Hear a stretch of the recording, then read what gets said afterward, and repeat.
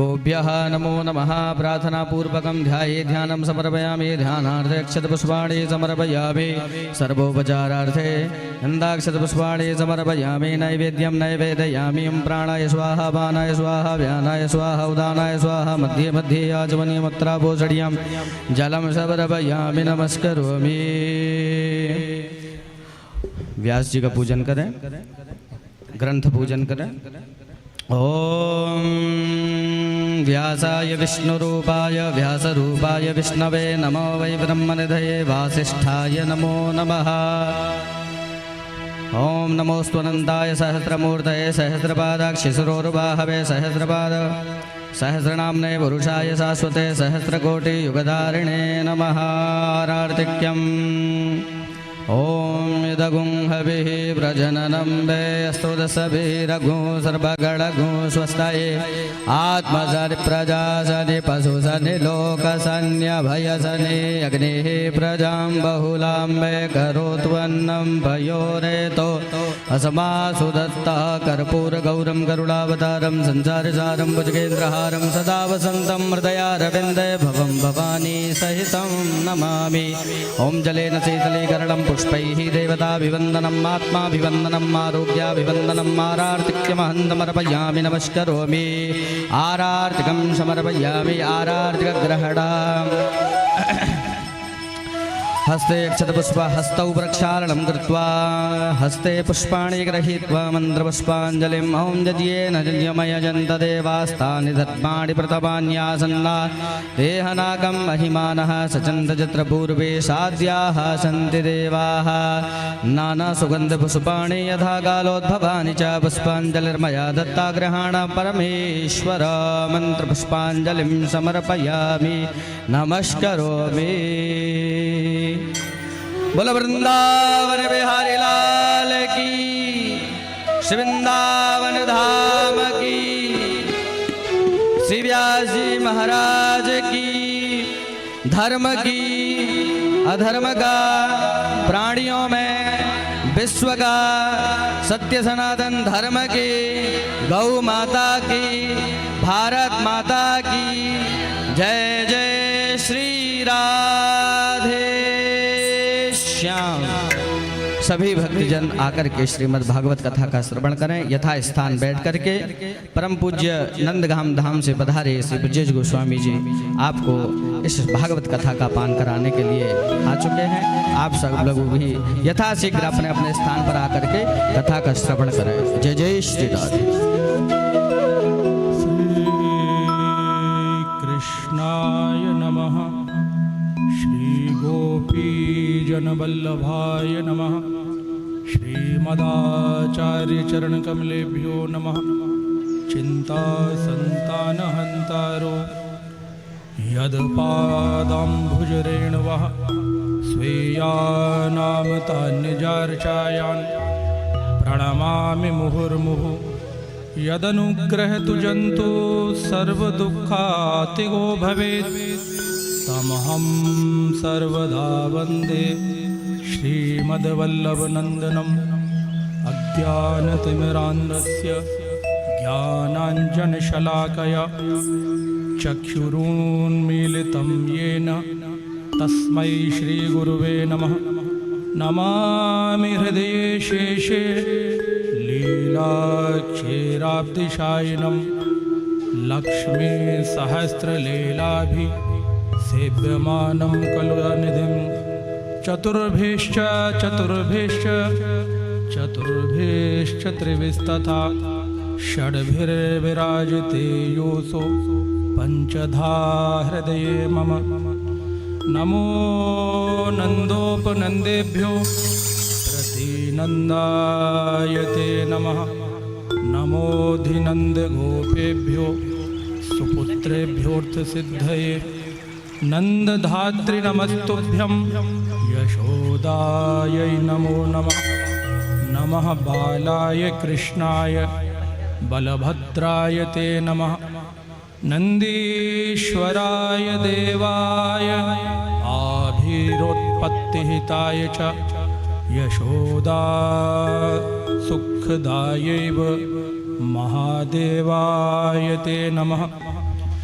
श्री राधा करावचित पल्लव बल्लरी के श्री राधा पादांक स्थलन श्री राधा पदांक स्थल खगावली के श्री राधा यशो मुखर मत्त खगावली के श्री राधा विहार विपिने रमतां मनो में यस्या कदापि वसनांचल खेलनोत् धन्याति धन्य पवनेन कृतार्थमानि योगीन्द्र दुर्गम गतिर्मधुसूदनोऽपि तस्या नमोस्तु वृषभान भवो दिशोऽपि।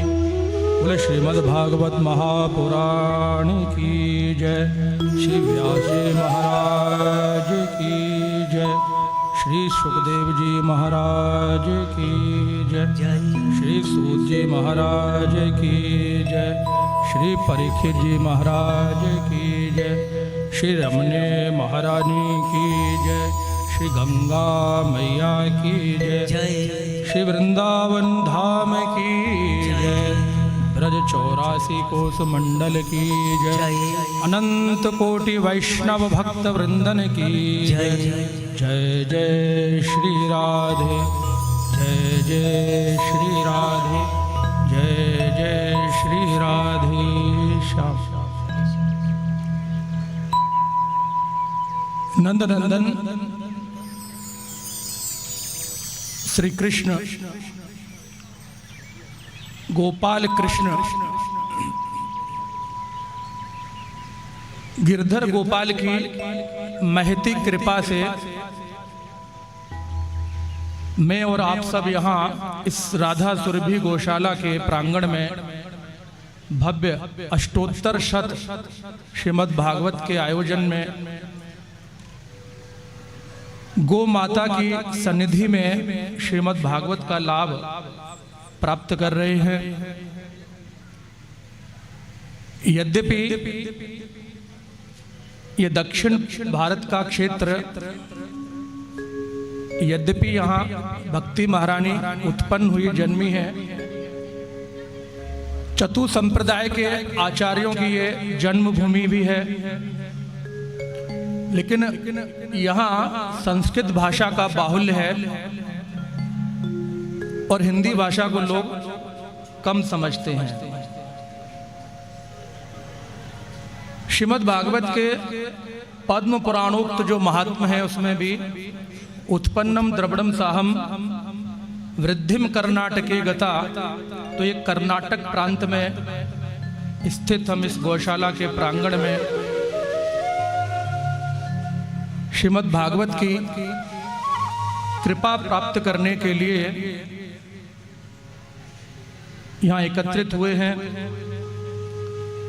यद्यपि आप लोगों के लिए भागवत जो है वो नया नहीं है, लेकिन इस क्षेत्र में हिंदी में कथा नहीं होती है, तो वो एक अलग विषय है। कथा में कथा की चर्चा ही की जाए तो अच्छा है, लेकिन माननीय श्री अजीत जी ने भी कहा कि कल जो शोभा यात्रा हुई वो एक दिन का परिश्रम नहीं था। विधर्मियों के बीच में आप राम नाम के जयकारे लगा रहे हैं, ये इस प्रांत में आश्चर्य से कम नहीं है। सबसे ज्यादा गोरक्त इसी भूमि पर गिरता था, और कैसे कैसे हमारे कार्यकर्ता बहुत लंबे समय से यहाँ धर्म और राष्ट्र की रक्षा के लिए अपने प्राणों को भी आहूत कर चुके हैं। प्रतिदिन हमारे कार्यकर्ताओं की यहाँ हत्या कर दी जाती है, लेकिन फिर भी गोरक्षा और राष्ट्र रक्षा में तो मैं नंदगाम से हूं तो अवश्य, लेकिन सिर्फ नंदगाम का ही नहीं हूं, मैं इस राष्ट्र का हूं। तो राष्ट्र के लिए जब कोई कार्य किया जाता है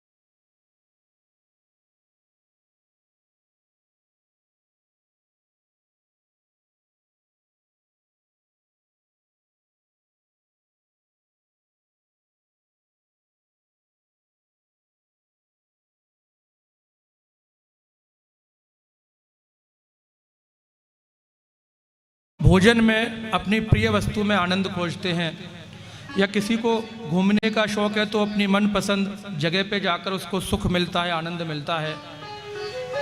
और भक्तों को भगवान की कथाओं में, लीलाओं में, गुणगान में आनंद मिलता है। लेकिन जितना समय हम कथा में व्यतीत करते हैं, सत्संग में व्यतीत करते हैं, उसके बाद वो आनंद जो है वो तिरोहित हो जाता है, तो वो आनंद भी हमारा सतत नहीं है। तो सतत क्या है? भगवान का जो स्वरूप है वो सतत आनंद दाता, आनंदमय स्वरूप है। तो संसार में कोई भी वस्तु जो है वो सत्य नहीं है, आनंददायक नहीं है।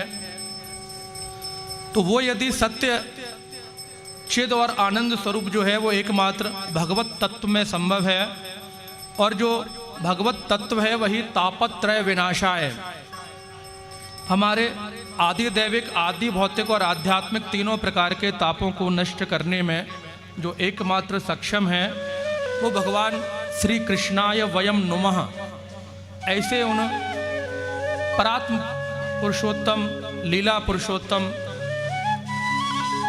भगवान श्री कृष्ण को हम सब प्रणाम करते हैं। पद्म पुराण में ग्रंथकार ने भगवान श्री कृष्ण को प्रणाम करके ग्रंथ का प्रणयन प्रारंभ किया है। महापुराण की ये मर्यादा होती है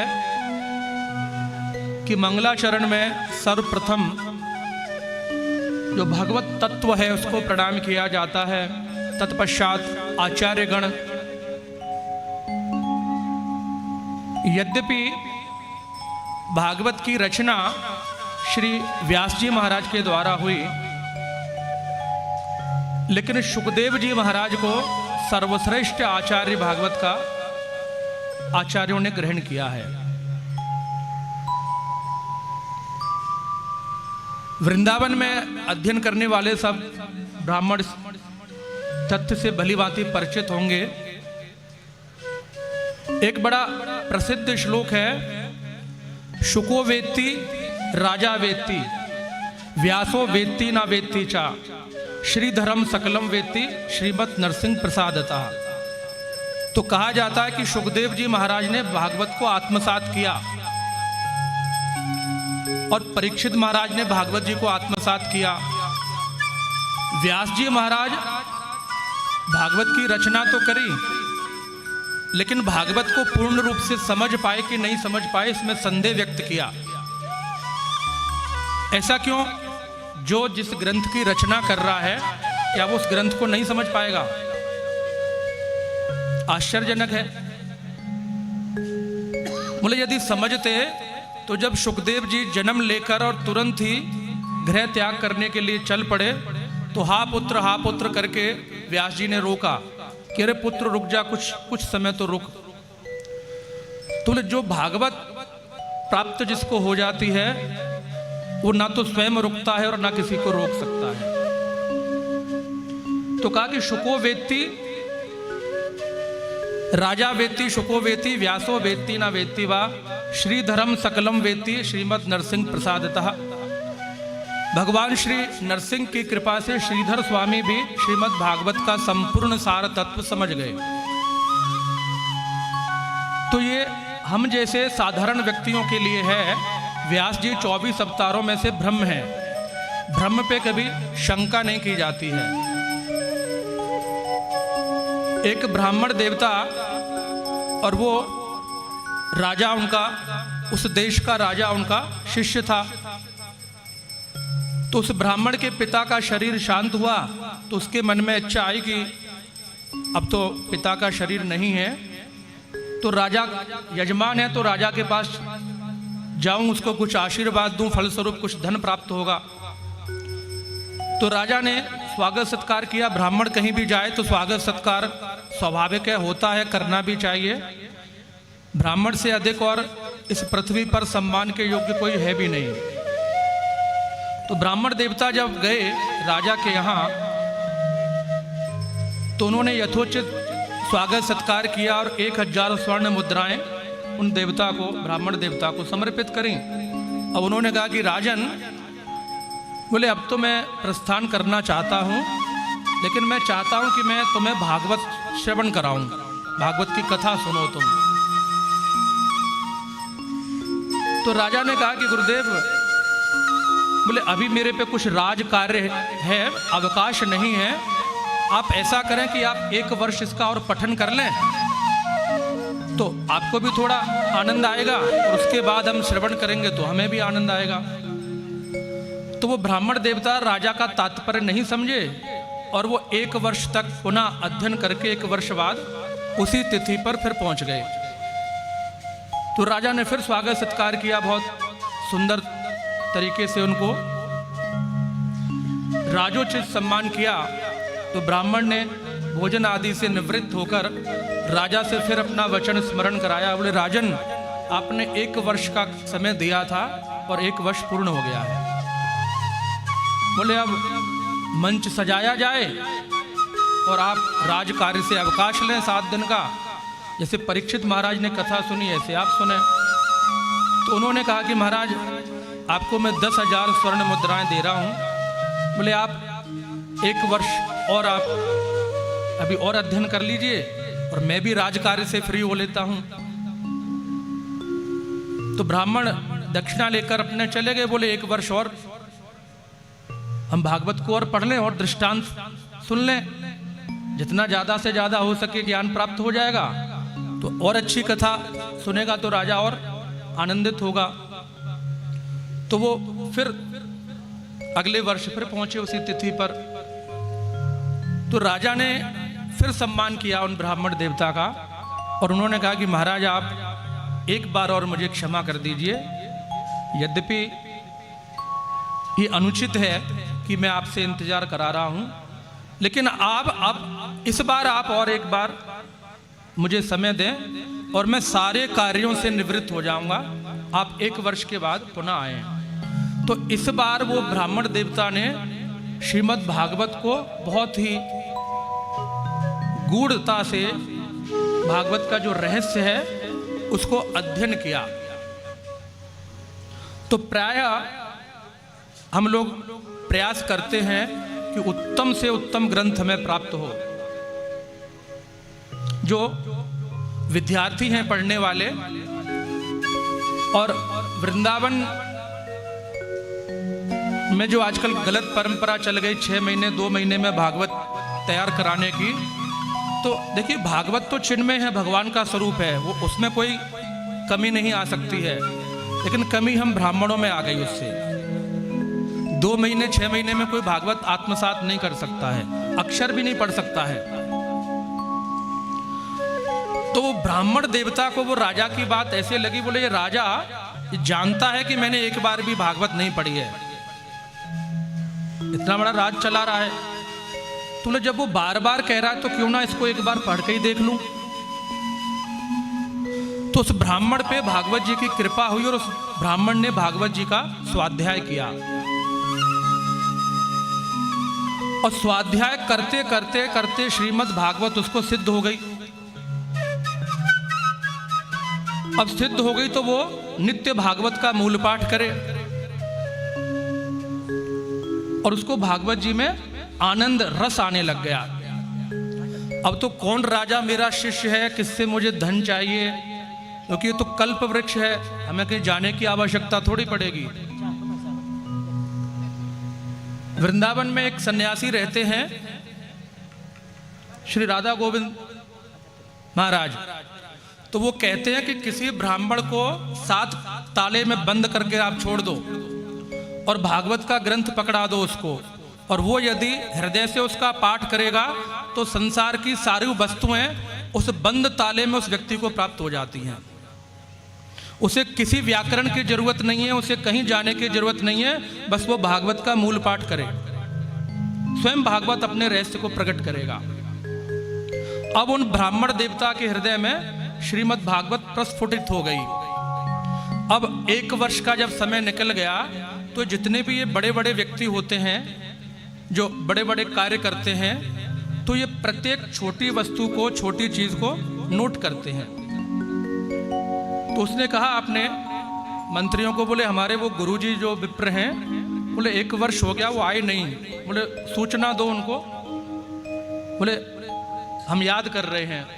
तो राजा के दूत गए, उन्होंने कहा कि आपके जो शिष्य हैं इस राज के नरेश, बोले आपको स्मरण कर रहे हैं। बोले अब राजा से कहना कि अब मेरी जो भागवत सुनाने की इच्छा राजा को नहीं है, मैं ठाकुर जी को सुनाता हूं।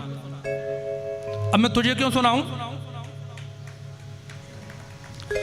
तो कहते हैं कि स्वयं भागवतो भूत्वा, स्वयं पहले भागवत बने, भागवत का अर्थ भक्त बने।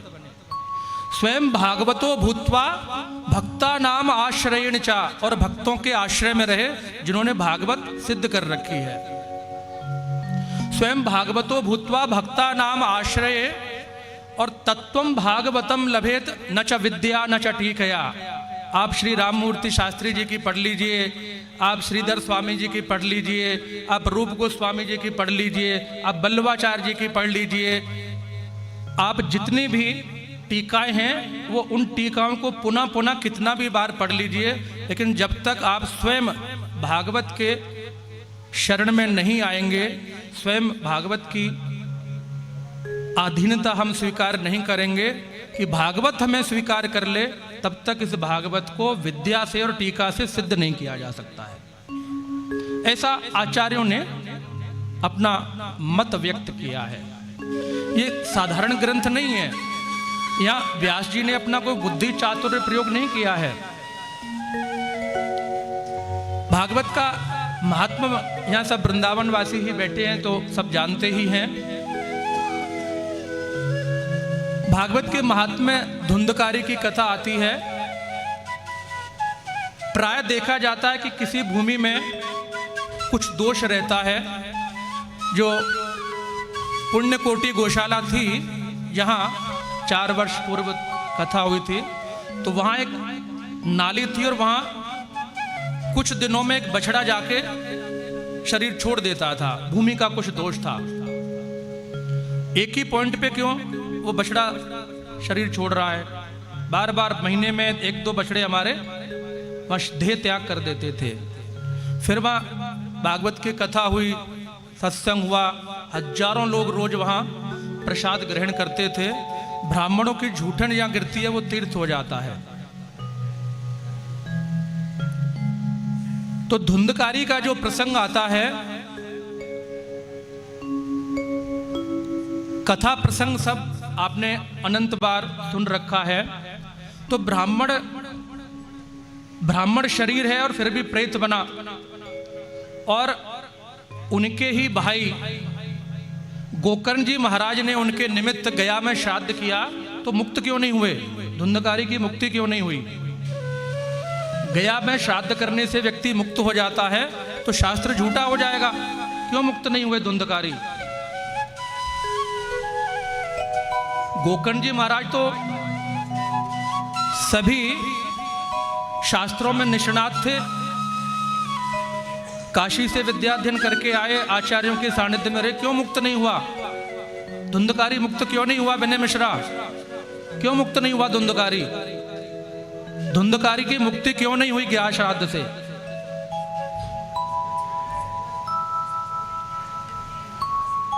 सुना नहीं हमने? कोई बात नहीं, वहीं से बता दो।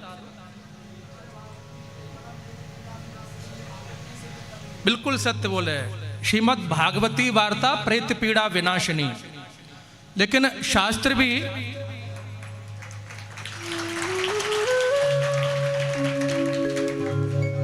श्रीमद् भागवत की जो कथा है ये प्रेत पीड़ा को नष्ट करने वाली है। 100% इन्होंने सत्य उत्तर दिया। विधर्मियों का एक जो बड़ा स्थान है अजमेर में, तो वहाँ उस मस्जिद के 2 द्वार हैं, और जैसे हमारे पुरोहित पंडा रहते हैं ऐसे ही उनके पंडा बही लेकर बैठते हैं। और उनकी विशेषता क्या है कि वो आपके 3 पीढ़ी 4 पीढ़ी के जो पूर्वज हुए हैं उनसे आपकी बात करा देते हैं। जैसे किसी के दादा, उनके पिता, आपके दादाजी के पिता आपने तो नहीं देखे होंगे, लेकिन जिनको आपने देखा है अब नहीं है, आप उनकी आवाज़ तो सुन लेंगे, तो वो उनसे वार्तालाप करा देते हैं।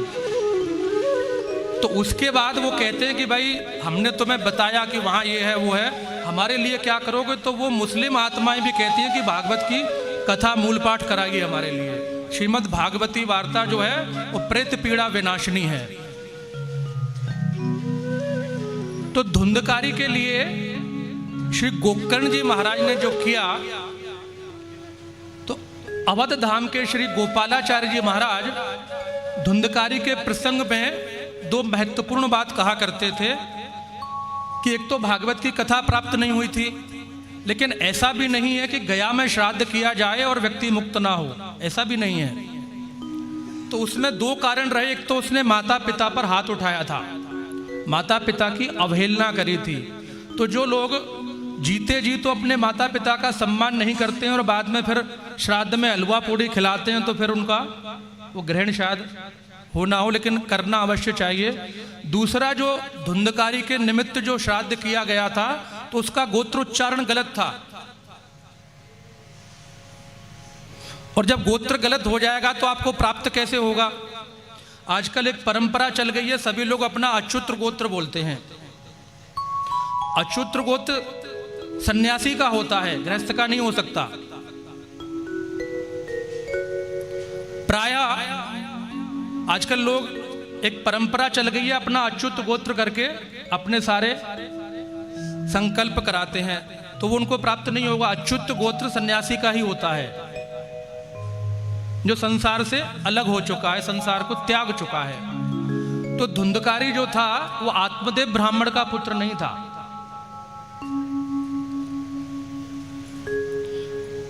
और संकल्प गोकर्ण महाराज ने किया, वो आत्मदेव ब्राह्मण का किया। तो ये दो प्रधान कारण धुंधकारी की जो मोक्ष नहीं हुआ गया श्राद्ध से। तो हमारे प्रत्येक जो भी तीर्थ है उन सबकी जो महिमा शास्त्र में वर्णन की गई वो अक्षरशः सत्य है। लेकिन ब्रजवासी जो हैं वो ब्रज के ही तीर्थों में जाते हैं। कामवन में गया कुंड है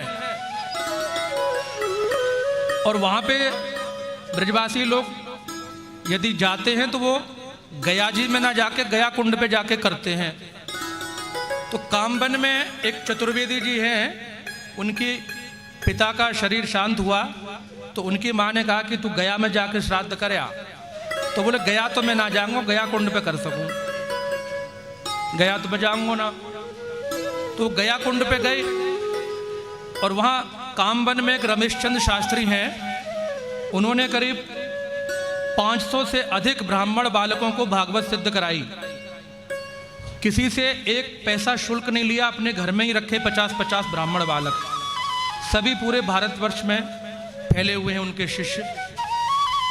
तो उनका एक शिष्य वो श्राद्ध के लिए भेजा, सारे पिंड बनाए गए जो विधि, और ऐसो एक भभूड़ो आयो कि सबरे पिंड कुंड में गिर गए। पहले ब्राह्मण मंत्र बोलते, उससे पहले ही वो सब ऐसी तेज हवा चक्रवात आया कि वो सब कुंड में गिर गए। अब वो चतुर्वेदी जी बहुत रुष्ट हुए ब्राह्मणों पर, भाई किसी की भी गलती हो सब आती ब्राह्मणों पर है, गलती कोई भी कर दे। बोले तुमने ये नहीं किया, तुमने यहाँ ये नहीं रखा, वो नहीं रखा। वन की महाराज जो हैगो अब करनो का है। बोले दोबारा से जौ को चून मंगाओ, दोबारा से पिंड बनेंगे। तो उन्होंने फ़ोन करो घर, बोले भैया ऐसे ऐसे हैगो है। तो मैया बोली कहा हैगो? बोले मेरी तो आंख लग गई। बोले पिंड सबरे वहाँ गिर गए कुंड में। वन की अच्छो वन दोबारा चून। बोले अब चून मत बुलावे, तू चून मत मंगावे। बोले क्यों? बोले मेरी आंख लग गई, तेरो बाप जो कह रहा हूँ मैं जा रहा हूँ ठाकुर जी के यहाँ। वो पिंड जो गिरा हुआ पिंड उनको प्राप्त हो गया। तो ये ब्रज के गया कुंड का महात्मा। तो धुंधकारी का प्रसंग श्रीमद् भागवत के पद्म पुराणोक्त महात्म्य में वर्णन किया जाता है। तो ये श्रीमद् भागवत की जो कथा है ये प्रेत पीड़ा को भी नष्ट करती है, और प्रायः जो लोग जानते हैं वो इसका पाठ करते हैं। एक सत्यम घटना बता रहे हैं कि एक ब्राह्मण ने संकल्प लिया और यजमान जो है वो 7 दिन में गायब हो गया। 100 रुपये संकल्प दिया और जब 7वां दिन आया तो वो उसका फोन स्विच ऑफ हो गया। लेकिन वो ब्राह्मण जो संकल्प जिसने लिया था वो बड़ा संतुष्ट था। तो वहां ने कही कोई बात ना, बोले वो 10-20 हजार दें तो कछु बार लाभ मिलता, वह लाभ है मैं ले लूंगा, जो लाभ उसको मिलता वो मुझे मिलेगा।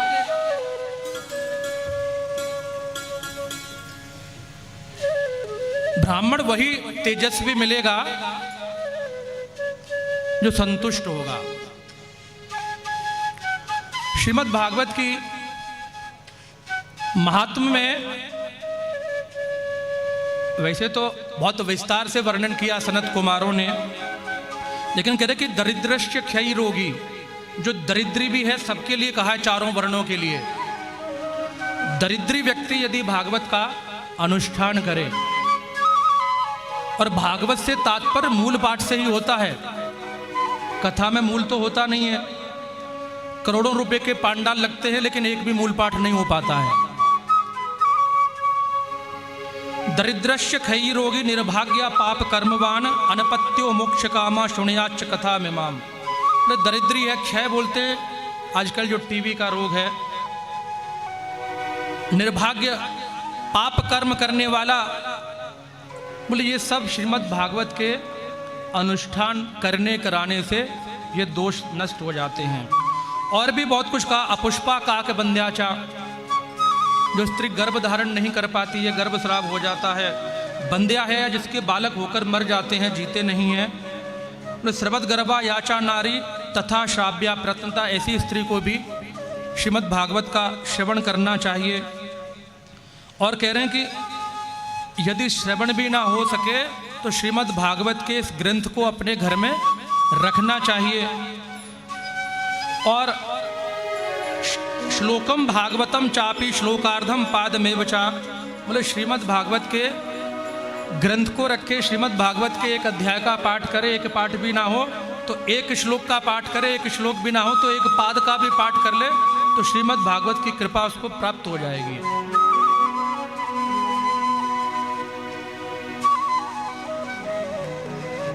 श्रीमद् भागवत की कथा के बारे में वृंदावन के एक बड़े भागवत के सिद्ध ब्राह्मण, अभी 5-6 वर्ष पूर्व उनका शरीर पूरा हुआ, मैंने भी उनसे अध्ययन किया। तो उन्होंने पहले आयुर्वेद से आचार्य किया, मैं नाम नहीं लूंगा लेकिन उनके मुख से उनके ही शब्द बता रहा हूं। बोले आयुर्वेद से आचार्य किया और हमारे ससुर ने हमारे लिए दुकान खुलवा दी वैद्य की। 6 महीने में 6 मरीज नहीं आए वैद्य जी पर। बोले ससुर बोले मेहमान तो भूखों मर जाएगा। तो बोले हार के हमने भागवत को स्वीकार किया। बोले हमें खाने को कुछ नहीं था उसलिए। आज उनकी कम से कम 25 एकड़ जमीन चंद्रोदय मंदिर के पीछे है। बोले खाने को एक रोटी एक कण नहीं था। तो वो गोवर्धन में से गया प्रसाद जी महाराज के पास गए। गया प्रसाद जी को ब्रजवासी गोवर्धन तुल्य ही मानते थे। तो उनसे कह रहे हैं, बोले पंडित जी महाराज, बोले भागवत ये कहती है कि कहीं भी भागवत का अनुष्ठान होता है, कथा ना भी हो, अगर मूल पाठ भी कोई ब्राह्मण कर रहा है तो उस पाठ के फलस्वरूप किसी ना किसी एक व्यक्ति का कल्याण अवश्य होता है। एक व्यक्ति मोक्ष को जरूर जाता है। कथा होती है तो अनंत लोग चले जाते हैं। गोकर्ण जी महाराज ने पहली कथा करी तो धुंधकारी को विमान आया, दूसरी कथा में जितने श्रोता थे सबके लिए विमान आया। बोले महाराज अब तक सैकड़ों नहीं हजारों लोगों को मोक्ष मिल चुका होगा मैंने जो कथाएं करी। बोले लेकिन मुझे भगवत दर्शन नहीं हुआ है। बोले भागवत झूठी हो जाएगी। तो पंडित गया प्रसाद जी महाराज ने उनका नाम लेकर कहा, बोले पंडित जी, अमुक पंडित जी, बोले मैं तो तुम्हें विद्वान समझता था। बोले तुम तो मूर्ख निकले। ब्रजवासी पंडित जी तो हाथरस के पास के रहे, ब्रजवासियों का सम्मान करते थे। और वो जिनका मैं बता रहा हूँ वो ब्रज में ही रह रहे हैं लेकिन ब्रज से नहीं थे, ब्रज के नहीं है, खंडेला ब्राह्मण है। बोले पंडित जी आपको मैं तो विद्वान समझता था। बोले एक बात सत्य बताना, तुमने इतना बड़ा प्रश्न रखा, भागवत जी पे प्रश्न चिन्ह लगा दिया। बोले तुम सत्य बताओ कि क्या तुमने भागवत से भगवान को मांगा था? बोले पंडित जी वो रोने लग गए। बोले महाराज जब मैंने भागवत का ग्रंथ पकड़ा मेरे पेट खाली था। बोले भूखा आदमी क्या मांगेगा? बोले जो मांगा वो मिला। बोले आज यदि मैं 100 के नोटों में मेरे 3 पुत्र और उनके पुत्र अगर गिने तो मैं मर जाऊं, वो गिन नहीं पाएंगे। बोले जो मांगा वो मिल गया। भागवत तो कल्प वृक्ष है ना, हम जो मांगेंगे वो मिल जाएगा। तो श्रीमद् भागवत की जो कथा है ये कल्प वृक्ष रूपी है। आप जो चाहेंगे वो आपको प्राप्त हो जाएगा। यद्यपि भागवत की कथा जो है ये वास्तविक अमृत है। सुखदेव जी महाराज राधा रानी के नित्य लीला सुख हैं। तो ऐसा नहीं है कि वो किसी का मजाक बनाएंगे, मजाक उड़ाएंगे। तो देवताओं का प्रयास क्यों कर दिया? सुखदेव जी कोई साधारण ब्राह्मण तो नहीं थे, क्योंकि उन्होंने अवहेलना करी भागवत की। उन्होंने कहा कि भागवत दे दो और अमृत ले लो। स्वर्गीय अमृत का वैष्णव लोग सम्मान नहीं करते हैं। क्यों नहीं करते? नागोच्चिष्टम सरोच्चिष्टम देह बंधन कार्य का। नागलोक में जो अमृत का कुंड है तो उसमें नाग लिपटे रहते हैं, तो उससे अमृत में मादकता आ जाती है। और देवताओं का झूठा है, ब्राह्मण किसी का झूठा नहीं खाता है। नागोच्छिष्टम सुरोच्छिष्टम देह बंधन कार्य का, और एक ही देह में बांध कर रख देगा आपको। और शरीर का तो धर्म है कि ये 100 वर्ष के बाद नष्ट होगा। तो हो सकता है कि आप अमृत पान कर जाएं तो देह नष्ट ना हो, लेकिन देह जीर्ण तो होगा। अष्ट चिरंजीवियों में जो सबसे पहले नाम आता है अश्वत्थामा बलर्व्यासो हनुमानश्च विभीषणा कृपा। अश्वत्थामा बलर्व्यासो हनुमानश्च विभीषणा कृपा परशुरामश्च सप्ते ते चिरजीवनः सप्ते तान संस्मरे नित्यम मार्कंडेयम अथाष्टमम। तो अश्वत्थामा ने अमृत पान किया, लेकिन मस्तिष्क से रुधिर निकलता रहता है। तो गीता प्रेस से कल्याण में छपा 40 वर्ष पूर्व कि मथुरा के एक पाठक वैद्य जी थे। तो उनके पास एक विशालकाय व्यक्ति आया।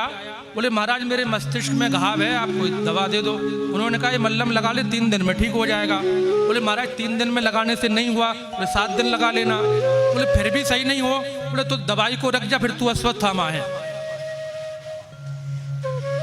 तो वैद्य को इतना विश्वास होता है अपने दवा पर। भक्तिभूषण जी हमारे पंजाब गए और वहाँ हजारों लोग डॉक्टर्स इनके पास नाड़ी नब्ज दिखाने आए। तो इन्होंने गोमूत्र दिया उनको। बोले गोमूत्र आप सेवन कर लेना। तो व्यक्ति बोला महाराज कोई लाभ नहीं हुआ। बोले 1 दिन और रिपीट कर लो। वो फिर बोल रहा है कि महाराज लाभ नहीं हुआ। तो इन्होंने कहा कि ठीक है आप रुको। और ये रात को उस गौशाला में गए जहाँ वो बनता था गोमूत्र अर्क। तो उन्होंने कहा कि कौन बनाने वाला कौन है? तो बोले मैं नागपुर गौशाला से सीखा हूँ। तो बोले फ़ोन लगाओ सुनील मानसिंगा जी को। तो उसको थोड़ा भय हुआ, वे तो जानते हैं आरएसएस को।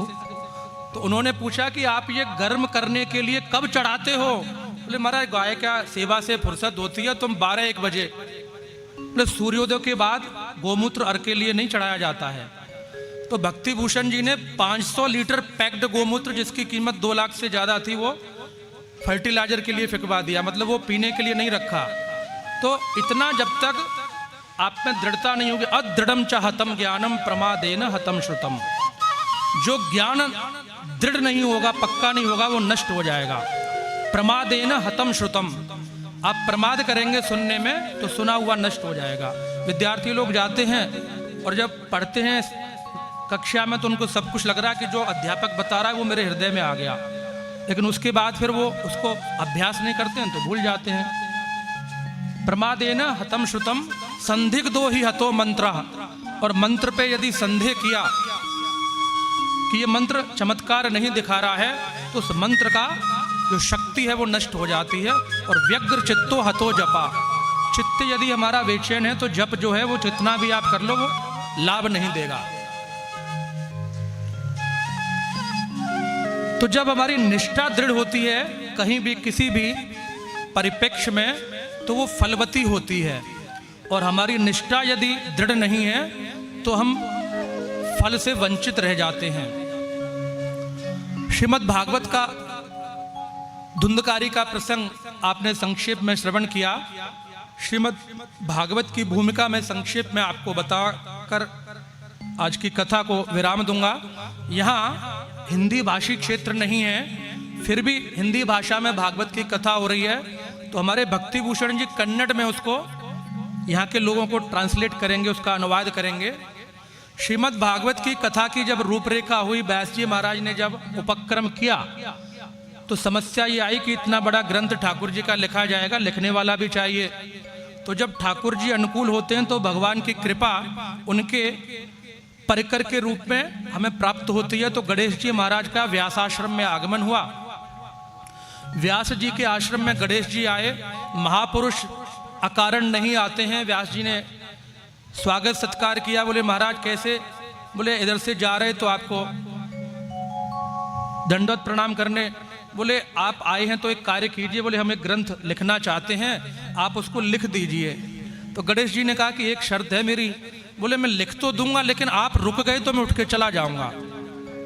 तो व्यास जी ने कहा कि आपकी शर्त मंजूर है, मेरी भी एक शर्त है, आप उतना ही लिखेंगे जितना आप समझ जाएंगे। और गणेश जी बुद्धि के देवता हैं। तो भागवत में प्राय 100 और 150 श्लोक पे एक ऐसा श्लोक आता है कि बुद्धि के अधिष्ठाता श्री गणेश जी महाराज की बुद्धि भी चक्रित भ्रमित हो जाती है। तो गणेश जी जब उसका अर्थ समझने का प्रयास करते, उतने समय में व्यास जी अपना अन्य कार्य कर लेते, फिर आके बैठ के लिखाने लग जाते। तो भागवत के रचयिता जो हैं वो व्यास जी महाराज हैं, लेकिन लेखक गणेश जी हैं। अब ग्रंथ, इतना बड़ा ग्रंथ तैयार हो गया, तो दूसरी समस्या है कि इसको किसको पढ़ाया जाए, कौन ऐसा योग्य व्यक्ति। तो सुखदेव जी का स्मरण किया और अपने शिष्यों को भागवत के 4 श्लोक उन्होंने रटाए। बोले सुखदेव के आसपास जाकर इन श्लोकों का गान करना।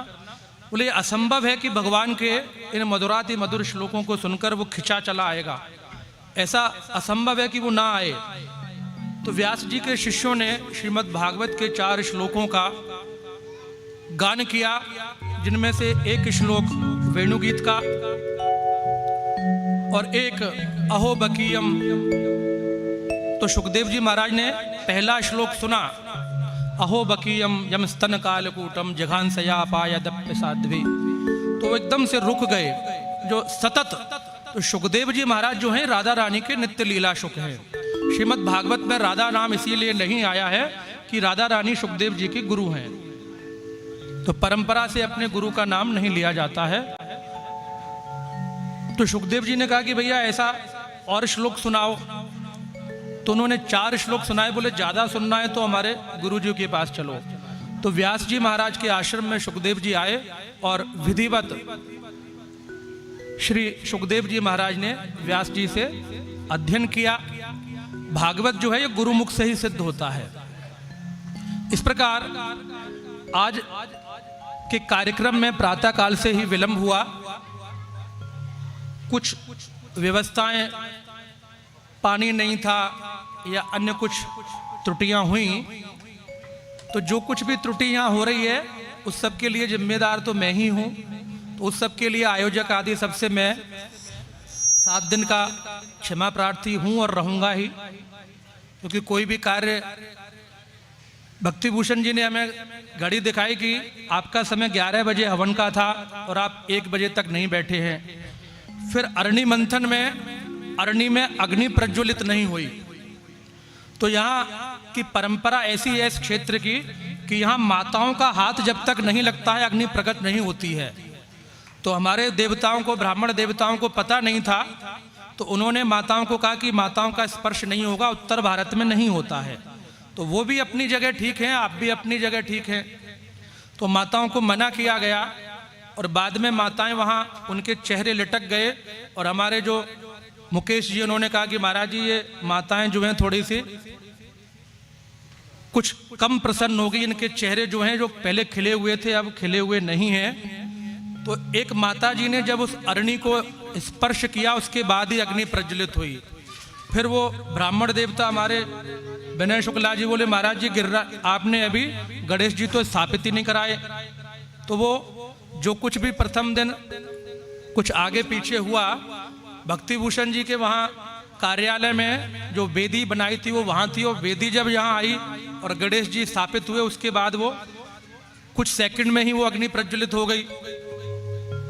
तो यहाँ पर ये जो यज्ञ चल रहा है 8 दिन का चलेगा, तो माननीय श्री जो अजीत जी हैं महापात्रा जी, ये स्वयं ब्राह्मण हैं, जन्म से कर्म से भी ब्राह्मण है, और भारतवर्ष में जितनी भी गौ माता है मेरे घर में है या किसी के घर में, उन सबके बारे में ये नित्य निरंतर उनकी रक्षा, उनका संवर्धन और उनका भरण पोषण के लिए सतत 24 घंटे जितने हमारे मोबाइल में, मेरे मोबाइल में 7000 नंबर हैं, उससे ज़्यादा इनके मोबाइल में व्हाट्सएप ग्रुप हैं, और एक किसी को लेफ्ट करते हैं तो फ़ोन करके परेशान हो जाते हैं। लेकिन ये गोमाता की कृपा से या 8 दिन के लिए रहेंगे तो बहुत हमें लाभ रहेगा। अब मैं परम गोभक्त भक्ति भूषण जी से मैं आग्रह करूंगा कि वो आकर मंच पर और हमारे जो यहाँ के गोभक्त हैं उनको अपनी मातृभाषा कन्नड़ भाषा में श्रीमद् भागवत की कथा और गाय की महिमा वर्णन करेंगे। भक्ति भूषण जी का जीवन भी गोमाता के लिए समर्पित है। ऐसे उन्होंने 10 से अधिक गौशालाएं बनाकर और फिर आगे कमेटी बनाकर वहाँ छोड़ आते हैं। श्रीमद् भागवत महापुराण की, श्री व्यास जी महाराज की, श्री सुखदेव जी महाराज की, श्री सूत जी महाराज की, श्री परीक्षित जी महाराज की। जय जय श्री राधे, जय जय श्री राधे, जय जय श्री राधे।